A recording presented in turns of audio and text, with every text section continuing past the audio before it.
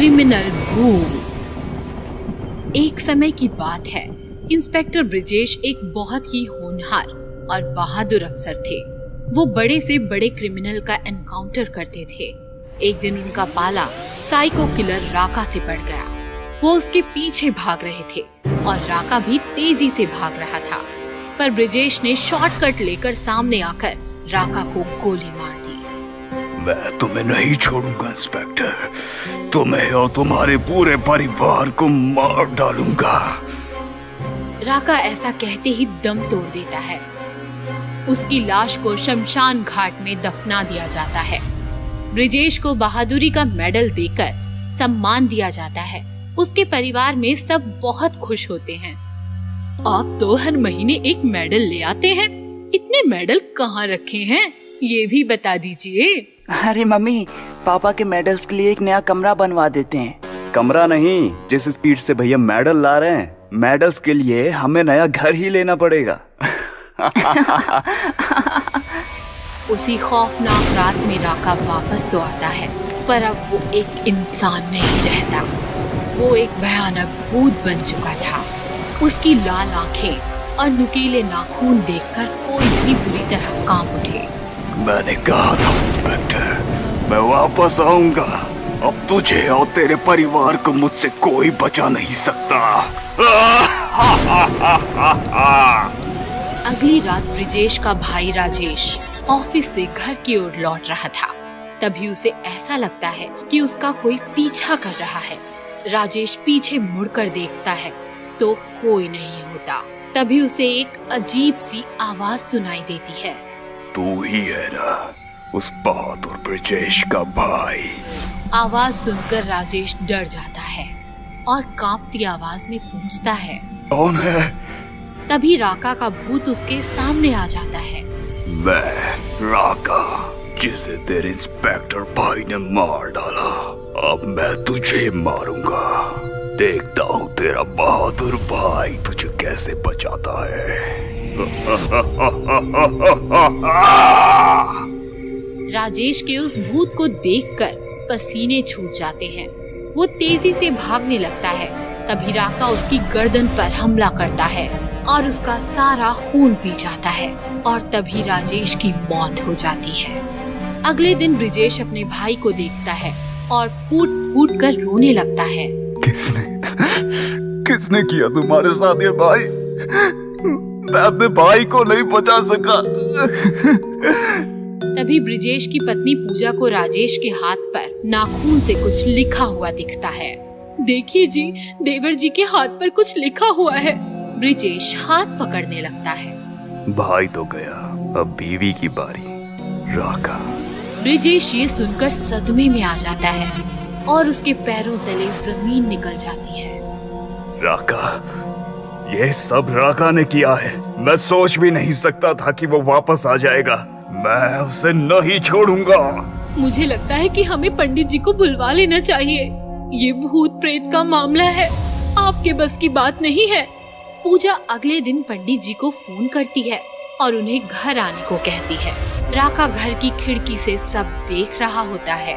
Inspector की बीवी, तू तो गई। पूजा घर की छत पर सूख रहे कपड़े लेने आती है कि तभी अचानक से तेज हवाएं चलने लगती हैं और वहाँ राका आ जाता है। कहाँ है तेरे इंस्पेक्टर पति? तुझे बचाने के लिए वापस नहीं आएगा। पूजा राका को देखकर चीख पड़ती है और उसकी आवाज सुनकर ब्रिजेश छत पर दौड़ कर आता है, लेकिन छत का दरवाजा बंद हो जाता है। राका, मेरी पत्नी को छोड़ दे। तेरी दुश्मनी मुझसे है, मुझे मार। मेरे परिवार को छोड़ दे। आएगा आएगा, तेरा भी नंबर आएगा, पर पहले तेरी सुंदर सी पत्नी को थोड़ा और सुंदर बना दूं। पूजा डर से भागने लगती है। तभी राका अपने नाखूनों से उसके चेहरे पर हमला करता है। पूजा चेहरे पर लगे घाव से जमीन पर गिर जाती है और तड़प तड़प कर मर जाती है। अभी मेरा बदला पूरा नहीं हुआ है, मैं वापस आऊंगा। दरवाजा खुलते ही ब्रिजेश पूजा की तरफ भागता है और रोने लगता है। तभी वहाँ पंडित जी आ जाते हैं। ब्रिजेश का बेटा सुधीर पंडित जी को राका के भूत के बारे में बताता है। वो एक दुष्ट आत्मा है, उसका अंतिम संस्कार नहीं हुआ है, इसलिए उसे मुक्ति भी नहीं मिली। हमें जल्दी उसके नाम की पूजा करनी होगी ताकि उसे जल्द से जल्द मुक्ति मिल सके। जो करना है जल्दी कीजिए पंडित जी। मैं अपनी पत्नी और भाई को खो चुका हूँ, अब अपने बेटे को खो नहीं सकता। पंडित जी पूजा करने लगते हैं और जैसे ही मंत्र पढ़ते हैं वहाँ राका आ जाता है। नहीं, तुम लोगों की इतनी हिम्मत कि मुझे मुक्ति दोगे, तुम लोगों को नहीं छोड़ूंगा। राका सुधीर के पास जाता है और उसका गला पकड़ लेता है। सुधीर का दम घुटने लगता है। तभी ब्रिजेश पंडित जी का दिया हुआ गंगा जल राका पर छिड़क देता है और राका का मृत शरीर जलने लगता है। ये क्या किया तुमने? तभी पंडित जी अपनी पूजा का आखिरी मंत्र पढ़ते हैं और राका की आत्मा हवा में भाप बनकर उड़ने लगती है। नहीं, मेरा बदला भी पूरा नहीं हुआ। नहीं। और इसी तरह राका की आत्मा को मुक्ति मिल जाती है और ब्रिजेश अपने बेटे की जान बचा पाता है। अंधी चुड़ैल। एक शहर था। उस शहर में एक अंधी चुड़ैल रहती थी। उस चुड़ैल की दोनों आंखें गायब थी। उसे कुछ भी नहीं दिखता था। मैं जानती हूँ तुम सब यहाँ छिपे हो। मैं देख नहीं सकती, इसका फायदा उठाते हो, लेकिन तुम मुझसे नहीं बच सकते। छिपे हुए लोग चुड़ैल अपनी ओर आते देख सांस रोक लेते हैं, कांपने लगते हैं, भागते हैं। कोई जमीन पर चुपचाप लेट जाता है। चुड़ैल का पैर उस पर गिरता है। वो उसे पकड़ने जाती है। वो भागने लगता है। मुझसे होशियारी, लेकिन मुझे इस खेल में मजा आ रहा है। देखती हूँ कहाँ तक भागते हो। चुड़ैल भागते हुए आदमी की ओर हाथ बढ़ाती है तो उसका हाथ बढ़ने लगता है।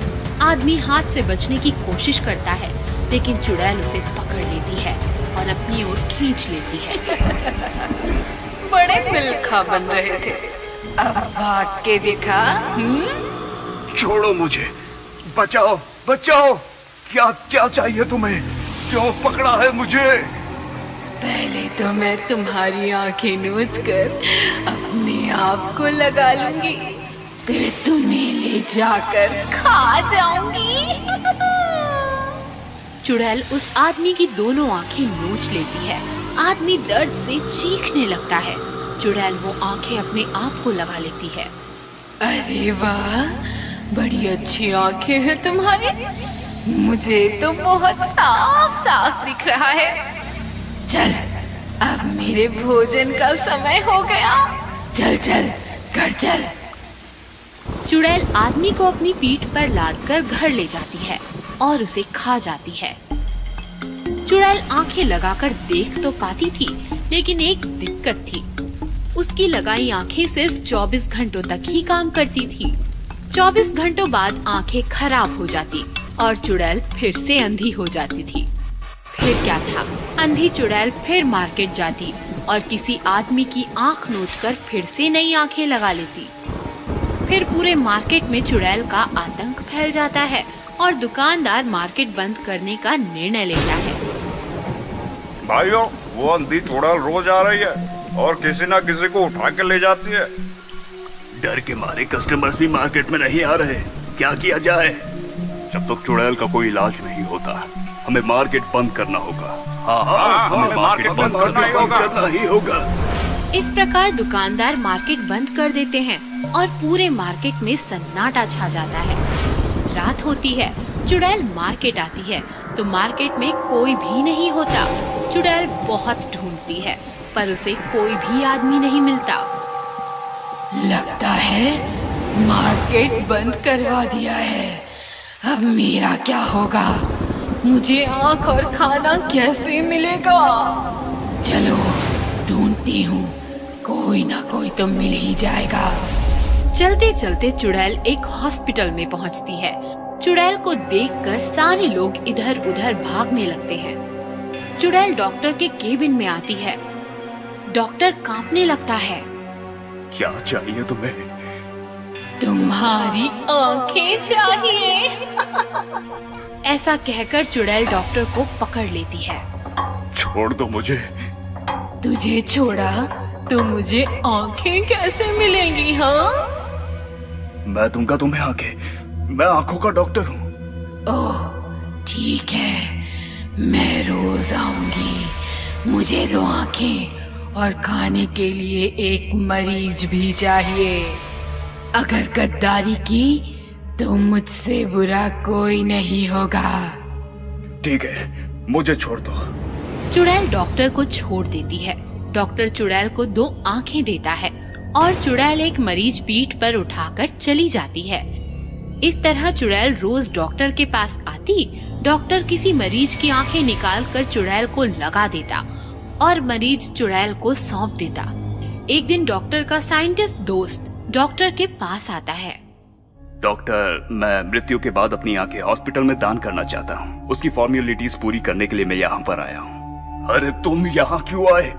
तुम अपनी आंखें किसी दूसरे हॉस्पिटल में दान करो। क्या बात है डॉक्टर, परेशान लग रहे हो? डॉक्टर साइंटिस्ट को चुड़ैल के बारे में बताता है। तुम चिंता मत करो डॉक्टर, मैं चुड़ैल के लिए ऐसी आंखें बनाऊंगा कि वो देखती रह जाएगी। फिर साइंटिस्ट दिन रात मेहनत करके चुड़ैल के लिए आंखें बनवाता है और आंखें लेकर डॉक्टर के पास आता है। ये लो डॉक्टर, ये आंखें चुड़ैल को लगवा देना। ये कैसी आंखें हैं? ये आर्टिफिशियल आंखें हैं। इसमें कैमरा है जिसकी वजह से चुड़ैल देख पाएगी। इसमें एक और खास बात है। खास बात? वह क्या है? इन आंखों में मैंने माइक्रो बम फिट करवा दिया है जिसका रिमोट मेरे पास है। तभी चुड़ैल आती है। साइंटिस्ट छिप जाता है। डॉक्टर, आंखें तैयार हैं कि नहीं? हाँ तैयार है, आप लेट जाइए। चुड़ैल लेट जाती है। डॉक्टर साइंटिस्ट की दी हुई आंखें चुड़ैल को लगाता है। ये कैसी आंखें हैं डॉक्टर? बड़ी तेज रोशनी है इसमें। वो एक छोटे बच्चे की आंखें, इसलिए ज्यादा तेज है। ठीक है, चलती हूँ, कल तैयार रहना। ऐसा कहकर चुड़ैल चली जाती है। चुड़ैल चली गई है साइंटिस्ट, बाहर आ जाओ। साइंटिस्ट बाहर आता है। फिर डॉक्टर और साइंटिस्ट चुड़ैल का पीछा करते हुए हॉस्पिटल के बाहर आते हैं। अब हम ब्लास्ट कर सकते हैं। ऐसा कहकर साइंटिस्ट रिमोट निकालता है और बटन दबाता है। चुड़ैल की आंखों में टिम टिम आवाज आने लगती है। अरे अरे, ये टिक टिक आवाज कैसी? तभी बड़ा धमाका होता है और चुड़ैल के चीथड़े उड़ जाते हैं। साइंटिस्ट की होशियारी से चुड़ैल मर जाती है और सारा शहर चुड़ैल के चंगुल से मुक्त हो जाता है।